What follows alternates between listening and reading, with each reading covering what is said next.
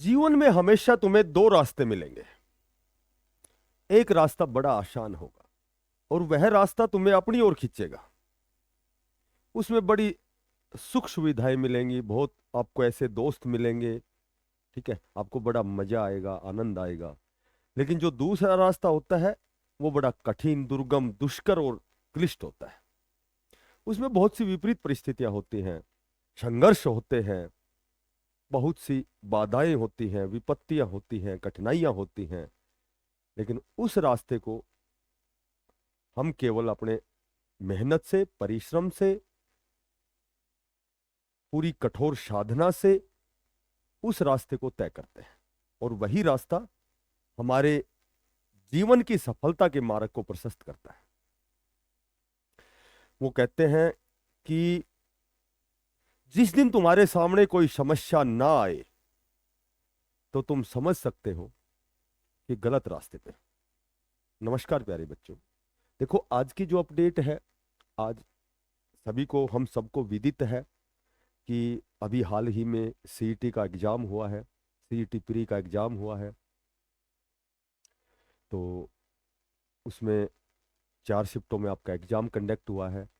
तो जाहिर सी बात है, 4 शिफ्ट में कभी भी 4 शिफ्ट का जो लेवल है वो एज इट इज नहीं होता है। किसी का स्तर कठिन है, किसी का सरल है। तो जहाँ तक लगातार वही चर्चाएं हैं, वही आपस में सारी वही बातें चलती हैं कि भाई जो एक तो शिफ्ट नंबर 1 पहली शिफ्ट और चौथी शिफ्ट थोड़ी सी कठिन है। ठीक है, दूसरी तीसरी थोड़ी सी सरल है। तो अब चूंकि सबकी अलग अलग सोच है, सबके अलग अलग विचार हैं, उनमें कोई कहता है कि भाई पहली और जो चौथी शिफ्ट है कम से कम 15 से 20 नंबर कठिन है, ये कह सकते हैं। दूसरी और तीसरी वाला जो कैंडिडेट है वो 15 से 20 नंबर ज्यादा लेगा पहली और चौथी शिफ्ट के मुकाबले में। ठीक है, तो इस तरह की बातें लगातार आए दिन चल रही थी। अब चूंकि जो हमारे माननीय चेयरमैन साहब ने स्पेशल सोशल मीडिया पर एक जानकारी दी थी, बच्चों से कहा था कि भाई आप अपना सजेशन दें, क्योंकि नॉर्मलाइजेशन तो होना है, ये तो तय ही है, ये एचएसएससी द्वारा कहा गया है और वो होगा, इसमें कोई संदेह नहीं है। तो उन्होंने बच्चों से सजेशन मांगे थे कि भाई आपका जो अच्छा सजेशन होगा, आपका जो अच्छा सुझाव होगा उसको कंसिडर किया जाएगा। और किसी भी बच्चे को जब भी हम रिजल्ट घोषित करेंगे तो किसी भी बच्चे को एचएसएससी आयोग के रिजल्ट से किसी प्रकार का किसी प्रकार की कोई आपत्ति नहीं होगी, किसी प्रकार का कोई ऑब्जेक्शन नहीं होगा। तो इस तरह की बातें चली हुई थी। लेकिन बीच में हुआ क्या, बीच में हुआ ये बीच में हुआ ये कि जैसे शिफ्ट 4 शिफ्ट थी, पहली shift, second shift, third shift और फोर्थ शिफ्ट। हालांकि माननीय चेयरमैन साहब ने सजेशन मांगे थे, पहली और चौथी थोड़ी सी डिफिकल्ट बताते हैं। और चूंकि कुछ एक बच्चे, क्योंकि सब मैंने बताया सबके अलग अलग विचार होते हैं, सबकी अलग अलग थिंकिंग होती है, सोच होती है, अंडरस्टैंडिंग होती है। तो अब बच्चों ने क्या किया कि जो ये जो नॉर्मलाइजेशन है, पिछला जो 2022 सीईटी का हुआ था, उसके अकॉर्डिंग बच्चों ने कयास लगाए अपने मन से कि भाई हमारे तो अगर पहले वाली जो नॉर्मलाइजेशन प्रक्रिया होगी तो हमारे तो 5 से 6 नंबर बढ़ेंगे, पहले के भी और दूसरे के भी। ये हो सकता है 5 6 कह दो, 7 कहो, यानी कि उन्होंने सोचा यहाँ तक ही बढ़ सकते हैं। ठीक है, जबकि बच्चों को अंदेशा था कि भाई होना तो ये चाहिए कि कम से कम हमारे 15 से 16 नंबर बढ़ने चाहिए जिस हिसाब से। बाकी मैंने पहले आपको बताया था कि देखो पेपर एक तो अंदर होता है, जब हम सिटिंग करके पेपर में, एग्जाम में बैठ के एक तो पेपर को सोल्व करते हैं और एक बाहर पेपर को देखते हैं, उन दोनों में बहुत बहुत ज्यादा डिफरेंस होता है। अंदर जब पेपर देते हैं तो कम से कम 3 4 क्वेश्चन हमारे आते आते गलत भी होते हैं, एक दो क्वेश्चन ब्लैकन करने में गलत होते हैं। लगभग बच्चों के, लगभग क्या सभी बच्चों के हमेशा दिमाग में एक चीज होती है कि मेरे 3 से 4 क्वेश्चन मैं ठीक कर सकता था, लेकिन सिंपल क्वेश्चन मैंने गलत कर दिए, कंफ्यूजन में आ गया, या इस तरह की चीजें चलती हैं। ठीक है, तो अब उन्होंने केस कर दिया था। केस करने के बाद केस जब कल की जो तारीख थी उसमें आर्गुमेंट हुए। तो वो केस क्या था, पहले तो थोड़ा सा उस पर डिस्कस करते हैं। पर केस से पहले मैं आपको बताता हूं कि सबसे पहले अब इसमें आपकी जो जो ये केस डिसमिस हुआ है, अब जाहिर सी बात है कि आपका जो रिजल्ट का रास्ता खुल गया है। अब सीईटी का रिजल्ट आएगा और सीईटी का रिजल्ट आने से पहले मैं आपको बताता हूं, आपका एक तो करेक्शन पोर्टल खुलेगा। क्योंकि बहुत से ऐसे बच्चे हैं जिन्होंने कैटेगरी की सर्टिफिकेट डाउनलोड नहीं की थी, अपलोड नहीं की थी, उन्होंने जर्नल में फॉर्म भरे थे। तो ऐसा तो पहले बताया गया था कि आपके रिजल्ट से पहले आपका करेक्शन पोर्टल खुलेगा, क्योंकि खुलना तो पिछले वीक में ही चाहिए था।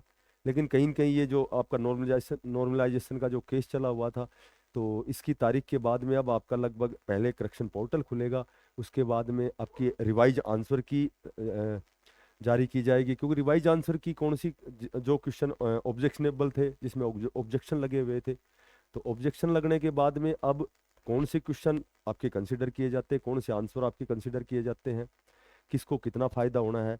तो किसी को 2-3 नंबर का भी फायदा होगा, हो सकता है किसी का एक आध कट भी जाएगा। तो वो रिवाइज आंसर की आने के बाद फिर आपका जो फाइनल रिजल्ट है वो घोषित होगा। फाइनल रिजल्ट के बाद में फिर जो भी 2025 की जो भी सी और डी ग्रुप की जो भी नोटिफिकेशन है, ठीक है, जो भी रिक्रूटमेंट है वो सारे जारी होंगे, और उसके बाद आपकी नई भर्ती प्रक्रियाएं स्टार्ट होंगी। अब हम बात करते हैं, देखो बच्चे सोच रहे थे कि भाई HSSC के अनुसार तो हमारे यहाँ 5 से 6-7 नंबर बढ़ेंगे, जबकि होना ये चाहिए, पेपर का स्तर वो अपने हिसाब से मान रहे थे कि पेपर का स्तर ऐसा है कि 15 से 16 नंबर बढ़ने चाहिए। यहाँ यहाँ यहाँ बता रहे हैं कि सभी के 80-85 आएंगे, सभी के 90 आएंगे, हमारे 60-62-58-60 रह जाएंगे। तो इस तरह का मैं आपको बताता हूँ, इस तरह की मैंने पहले भी बताया था, इस तरह की ये सिस्टम कंडीशन इस तरह नहीं है कि भाई यहाँ 90-80, यहाँ बच्चों के भी 60-60 65-65 नंबर हैं, और यहाँ भी बच्चों के अच्छे नंबर हैं।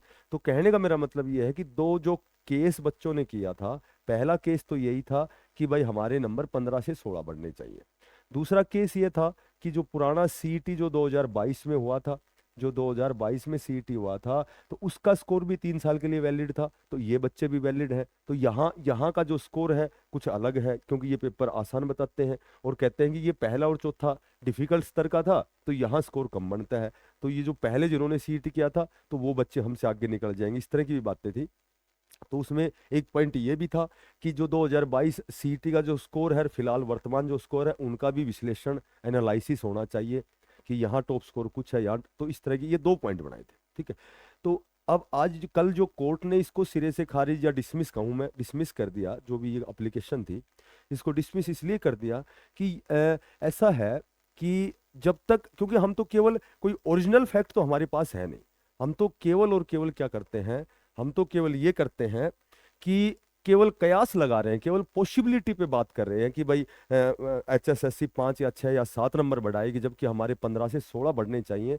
तो बोले ऐसा तो केवल ये पॉसिबिलिटी है, केवल संभावना व्यक्त करते हैं। पहले रिजल्ट आने दो भाई, किसका क्या स्कोर बनता है, HSSC आयोग कौन सी पॉलिसी नॉर्मलाइजेशन की कौन सी प्रक्रिया लगाती है, SSC की लगाती है, या फिर RRB रेलवे बोर्ड जो रिक्रूटमेंट बोर्ड है उसकी लगाती है, ठीक है, या फिर HSSC पुराना जो सीईटी हुआ है 2022 में, उस बेस पे आपका रिजल्ट घोषित करती है। तो कहने का मेरा मतलब ये है कि जो भी वो जो अपील की गई थी, जो निवेदन किया गया था, जो फाइल जमा करवाई थी, जो केस चला हुआ था, उसकी लगभग वो जो केस है वो डिसमिस कर दिया गया है। और पहले उन्होंने, स्पेशल जज ने ये कहा है कि HSSC को रिजल्ट निकालने दो, उसके बाद भी आपको लगता है कि गलत नॉर्मलाइजेशन की प्रक्रिया है, तो उसके बाद हम आपकी सुनवाई करेंगे। तो ये आपका केस था। और सबसे पहले आपका जो करेक्शन पोर्टल खोला जाएगा, उसके बाद में फिर आपकी रिवाइज आंसर की आएगी, और उसके बाद फाइनल जो रिजल्ट है आपका घोषित होगा। 2025 की सी और डी ग्रुप की जितनी भी भर्तियां हैं, सभी का रिक्रूटमेंट, सभी का नोटिफिकेशन आएगा। सभी बच्चों से यही मेरी हम्बल रिक्वेस्ट है, अपना प्रयास करते रहे, तैयारी अपनी जारी रखें, सही दिशा में पूरी मेहनत और मशक्कत के साथ एज इट इज अपनी प्रक्रिया जारी रखें, उस दिशा में आप प्रयास करते रहें। श्योर एंड सर्टेन आपकी सफलता सुनिश्चित है। जो बच्चा नया है चैनल को सब्सक्राइब करें, ज़्यादा से ज़्यादा इसको शेयर करें। फिर मिलते हैं किसी नई अपडेट के साथ, तब तक के लिए सभी साथियों को बेस्ट ऑफ लक। धन्यवाद। राम राम।